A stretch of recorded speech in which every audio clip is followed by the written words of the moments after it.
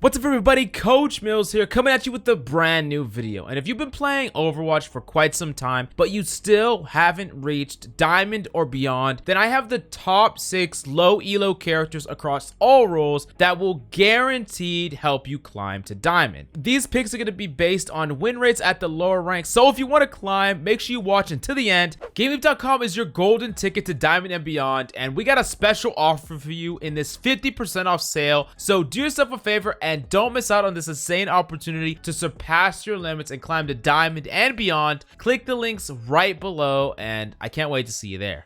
Now, kicking it off with the first character that we're going to talk about that's going to easily climb you to Diamond, and this is a DPS character, Doomfist. Now, Doomfist is so good at low elo for a number of reasons. He has his own form of self-sustain with the shields that he gains, which allows him to be a little bit self-sufficient. You don't have to rely on your healers as much. Plus, with your insane mobility, you can easily kite yourself to health packs. You can go from health packs to the enemy, back to a health pack, and you don't really need anyone to help you. On top of that, you have the capability to solo get kills. You don't even need setup from your team at all. On top of that, one of the best ways to deal with Doomfist is actually team play and cohesion. And you tell me, down in gold, down in bronze, down in silver, how much teamwork and cohesion is there? If your answer is a lot, then you might be playing in a different low elo than I ever played in, but in my personal opinion, there is no teamwork and cohesion, and there's no focus fire with dealing with a Doomfist. A Doomfist can yeet in, kill your Zenyatta, uppercut, glide punch away, and the McCree is caught looking into nothingness, and one of you ended up dead, right? And all you have to do is make sure that you master, of course, the cycles of Doomfist, which is something that I've covered many times before, but just make sure that you're like a fishing rod. You're going in, you're fishing for a kill, you're trying to do it with either one part of your combo, either punching them into a wall, or you're potentially seismic slamming on them with the uppercut and the primary fire, and then you're using your remaining abilities to retreat. So you're using one of the other abilities that you didn't use to try to get the kill to retreat from the kill, and then you just do this every time. Whether you get the kill or you don't, you always do this. You go fish for a kill, you come back, you go fish for a kill, you come back, and you just do that over and over again, and eventually you'll end up with a kill. And that is one of the biggest things that you need to build up right off the bat, because most of the time Doomfists are dying because they are using way too many abilities and they don't leave abilities for escape. The next thing that you need to take note of is what cooldowns enemies have, and this is the next stage of Doomfist to become even better and start dominating those plat and diamond players, and that is just tracking enemy cooldowns. Take note of, oh, that person has Roadhog Hook, that McCree has stun, but when you hear these abilities go off, or you know that the enemies have them, what can you do about it? Well, a McCree can stun you, but if you engage him from behind, you engage him with your seismic slam and uppercut, if he stuns you, you still are going to kill him. Like, he's not going to be able to kill you when he's up in the air because the uppercut already went off. You're going to gain that shields. That's how you deal with him. Maybe the Roadhog is setting up a hook, but you wait for him to get into your breather. You get him for his surprise. You punch him into a wall, cancel breather. There is always things you could do against these cooldowns, and at the very least, you can potentially just track them, wait for the enemy to use them, and play passively until then, and then all of a sudden, jump onto an enemy, get a free kill, and get out. Doomfist is one of the best solo carry DPS characters in the entire game for low elo. Definitely pick him up in your games. Now moving on to the next character that we got to talk about, and this is a tank character. We have to talk about Wrecking Ball. Now, I know what you might be saying. Wrecking Ball, what the heck? Low elo, I don't know why I'd be playing Wrecking Ball in my games. Well, the thing about Wrecking Ball is he is a completely self-sufficient powerhouse. He has surprisingly high damage per second, he can be disruptive, and he legitimately needs not a sliver of support from his team. Hammond can essentially never die, and at the same time, he has the capability of killing solo targets. You jump onto a Widow that doesn't have her grapple, you jump onto a Zenyatta that's alone, a simple track on their way down from your slam is gonna be GG for them. Hammond is so good at that, and if you can learn how to start building up ultimates, swinging through the enemy, getting some value, and slowly doing that again and again, building up that ultimate, and then setting up a really powerful ultimate where you ult right above them, slam them down, and catch some people off guard, you're gonna to be able to set up your engage for your team, get some kills, be this perma threat that is just a nightmare to deal with. And the cool thing about Hammond is one of the best tanks in the game at contesting those pesky DPS. There are so many DPS that if they are isolated on a flank, alone, or really far in the back line, someone like Widow or Hanzo or McCree, whoever the case may be, if they are alone, if you execute a successful dive on top of them and you track them decently well with your weapon, they just can't beat you in a 1v1. And that is the power level of Hammond. He is so good at getting kills. He could set up plays for his team. Of course, you could set up these really powerful boops where you boop people either off the high ground or you swing through the enemy team and boop one of their tanks, let's say they're Reinhardt, into your team. You have not lived through fear until you're a Reinhardt with a broken shield that gets literally launched into 5 people on the enemy team. You are a sad, sad Reinhardt because you're just gonna get annihilated. And that is some of the things that Hammond can do. You just gotta make sure that you're really, really careful about getting caught out up against multiple types of CC. Make sure you're not slamming into the enemy when they have like sleep dart, stun, hook, and all these things. But as long as you're cognizant of the things that can shut you down, you can potentially never die in Hammond and carry a ton of games without any support at all. Now moving on to the next character that we got to talk about, and this one is in the support category, and it is none other than Baptiste. Now Baptiste actually, out of all the characters on this list, he actually doesn't have that high of a win rate. All the characters on this list that I'm going to give you have a pretty high win rate or an astronomically high win rate for all the ranks diamond and below, but Baptiste not so much, and I'm going to explain why, but I'm going to tell you what you can do specifically different than the rest of the people to get more impact in your games and climb straight to diamond or beyond. You see, Baptiste is one of those characters that has individually very powerful abilities. First, his Unity heal is really, really good at just healing up his entire team, giving them more effective health total, but of course his bread and butter is going to be his immortality field. Now you can straight up carry games with immortality. I'm telling you right now, I guarantee that there are tons of games that you could have won just based on better immortality field use alone. You just have to make sure that every single immortality field is actually getting legitimate value on the table. And you might be saying, that's really obvious, Coach Mills. That doesn't make any sense. Of course I'm trying to get value out of my Baptiste ults, but a lot of Baptiste ults are doing next to nothing. You're throwing it out on people that really aren't under threat. You're throwing it out and it's getting destroyed instantaneously. It's taking a tiny bit of focus fire, but immortality field is one of those abilities that you not only can't afford to mess up, but if you get it right every time, you're gonna just bail your team out of scenario at a scenario. And let me give you a few examples. The first thing that you could do is use it for immediate danger. Throw it at a hog as your teammates get hooked. Throw it against the wall as your teammate's about to get punched by Doomfist. Throw it at your Reinhardt as he's naded and about to die. These are all examples of saving someone right in the moment. And of course, an ability is always worth a life. This is a fantastic way to use it, but there are more ways. You can also use it when the enemy is going in with ultimates. Protect your team from something like a grab dragon if you use it at the proper time. Or even mess up an entire nano blade if you wait until the Genji full commits, throw it down, and you protect your entire team or make him waste all of his dashes trying to kill it down. You see, Immortality Field is one of those abilities that with discipline, understanding of enemy LOS and their LOS to the lamp, and trying to use it in a way that gets either immediate value, like right as the enemy is coming in, the value alone in just trying to focus it down is going to be enough, or put it in a position that is very hard for enemies to focus down, like around the corner, so enemies have to put themselves in a bad position to even challenge it, or they're just not going to be able to challenge it at all. Those are the two ways that you're guaranteed to get tons of solo carry value out of the Immortality Field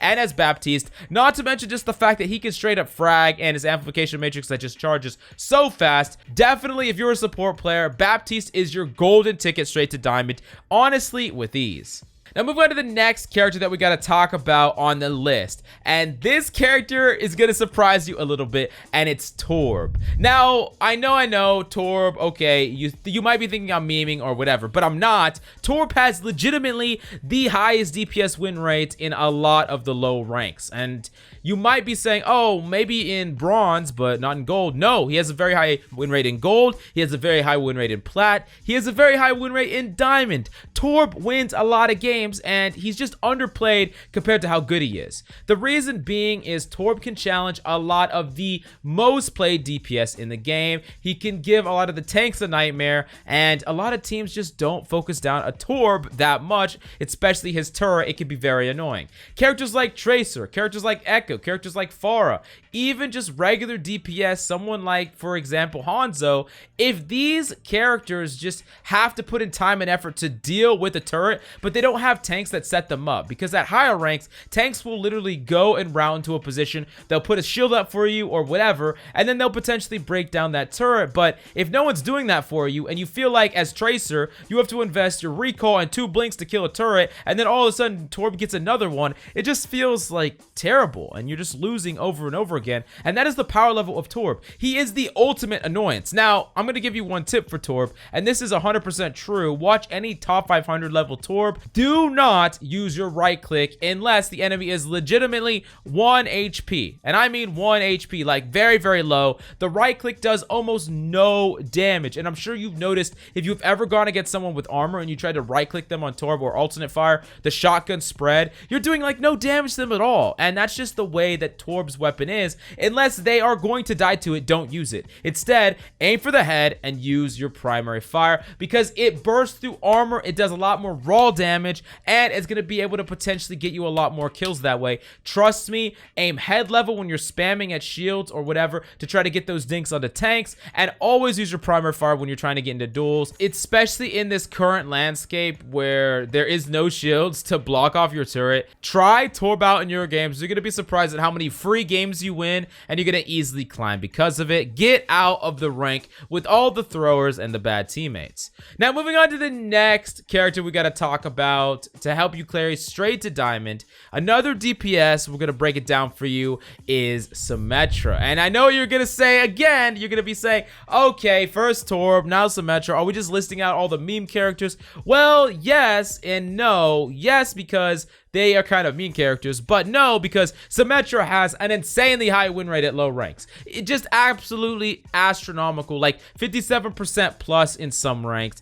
And Symmetra, I really feel that this is the case because Symmetra, when she ramps up with her charge, when she really gets going, starts breaking down shields, or even if she's not breaking down shields, she's just left uncontested, she's gonna be able to zap, zap, zap, and just kill people out of nowhere. On top of that, just at the lower ranks, when people aren't playing around it, just teleporting straight onto point on a map like Hanamura Attack, that could just get you that point for free. How many times have you seen someone, or you yourself have teleported to point, and 2 of the enemy team come to the point to try to contest, they die because they're trying to contest alone, then the rest of the enemy try to come and they die because they are down in numbers. It is just a vicious cycle with Symmetra. And on top of that, I have said this before and I'll say it again, Symmetra's ultimate, Photon Barrier, is the most powerful solo ultimate in the entire game for winning team fights. Say it with me now. That one ultimate is the most powerful solo ultimate for carrying team fights in ranked play. You see one wall used before you enter a team fight, and don't use it when you're already in a team fight. Don't use it when you already lost a man. Don't use it any other time